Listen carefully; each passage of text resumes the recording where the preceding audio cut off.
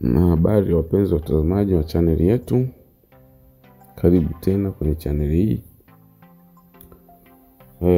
Leo nataka kuangalia jinsi ya kufikiri chanya katika maisha. Kufikiria chanya sio tu kuwa na tabasamu kila wakati, bali ni mtazamo wa maisha unaoweza kubadilisha jinsi unavyoishi, unavyoshughulikia changamoto na unavyofikia malengo yako. Leo nitakupa hatua halisi za kufanya mtazamo wako uwe chanya, hatua kwa hatua. Jambo la kwanza, tambua fikra zako za sasa. Kwanza kabisa, lazima utambue aina ya fikra unazokuwa nazo kila siku. Fikiria, unajisikiaje kuhusu maisha yako? Je, unafikiri mara nyingi?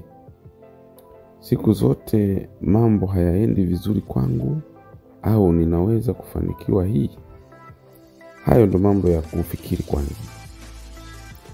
Baada hapo, andika mawazo hasi unayoyaona kila siku.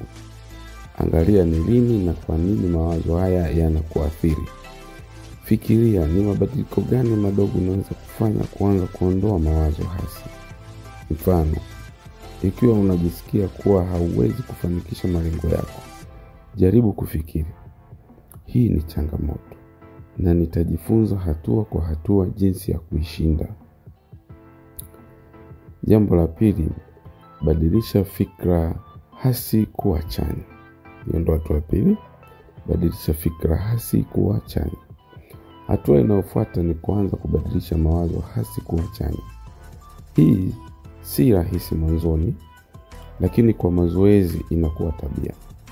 Badala ya kusema sitafanikiwa, sema nitajaribu njia bora na nitaona mafanikio madogo kila siku. Badala ya kusema nina shida kubwa, sema hii ni fursa ya kujifunza na kukua. Mawazo haya madogo ya chanya hutengeneza mwelekeo mzuri katika akili yako na huanza kuleta matokeo makubwa maishani mwako.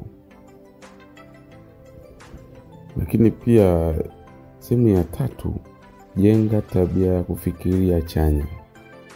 Kufikiri chanya ni tabia, sio kitu kinachotokea kwa bahati tu. Baadhi ya tabia zinazosaidia ni: 1. Kuandika shukrani kila siku. Andika vitu vitatu unavyoshukuru kila asubuhi au jioni. Lakini 2, kusoma au kusikiliza vitu vinavyokutia moyo, kama kitabu, podcast ambazo ni motivated au video zinazoongeza mtazamo chanya. Lakini kwa 3 ni kuzunguka na watu wenye mtazamo chanya. Watu unaozunguka wana nguvu kubwa kwa mtazamo wako. Lakini 4 ni mazoezi ya mwili. Mwili wenye afya unasaidia akili kuwa na mtazamo chanya. Mfano, jaribu kuandika kwenye daftari lako kila asubuhi kila kimoja kizuri kilichotokea jana. Hii huanza kuelimisha akili yako kuona kila siku fursa na sio vikwazo. Sehemu ya 4, epuka vizuizi vya fikra chanya. Kuna vizuizi vinavyoweza kuathiri mtazamo chanya na ni muhimu kuvitambua. Kuzingatia makosa ya zamani, namaanisha kuzirudia mawazo hasi ya zamani, hufanya usionekane kuwa na matumaini. Lakini pia kulinganisha maisha yako na ya wengine. Kila mtu ana safari yake. Ukilinganisha unajichanganya na kushusha motisha yako. Lakini kufikiri mara zote kuhusu matokeo hasi. Badala yake fikiria uwezekano wa mafanikio na njia za kushinda changamoto. Kila unapogundua unazama kwenye mawazo haya hasi, chukua pumzi ya kina kisha rejesha mawazo chanya. Ninavyosema pumzi ya kina, maana yake unavuta ndani taratibu hewa yako kupitia pua wakati mdomo umeufumba, alafu unatoa nje hewa. Sehemu ya 5 ni mazoezi ya kufikiria chanya. Hii hatua hapa kuna mazoezi unayoweza kufanya kila siku. 1 ni mazoezi ya shukrani. Andika vitu vitatu unavyoshukuru kila siku. Lakini jambo la pili tunaita visualization. Kuona macho mafanikio. Fikiria mafanikio yako, hatua unazochukua na jinsi utakavyohisi baada ya kufanikiwa. Lakini pia kuna kitu tunaita affirmation au maneno chanya. Jirudia maneno kama nina nguvu ya kubadilisha maisha yangu au kila siku ninakuwa bora. Lakini pia fanya meditation au hii kwa Kiswahili fasaha tunaita unafanya tafakari kwa utulivu. Tafakari kwa dakika 5 mpaka 10 kuondoa mawazo hasi au kuzingatia chanya. Haya mazoezi husaidia akili yako kutengeneza mtazamo chanya na kuongeza uhakika binafsi. Hatua ya 6 ni kuendelea kuwa chanya hata changamoto zinapojitokeza.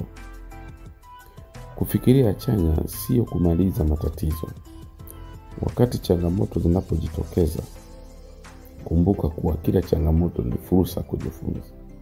Uliza, nini ninaweza kujifunza kutoka hapa? Chukua hatua ndogo za suluhisho badala ya kukasirika.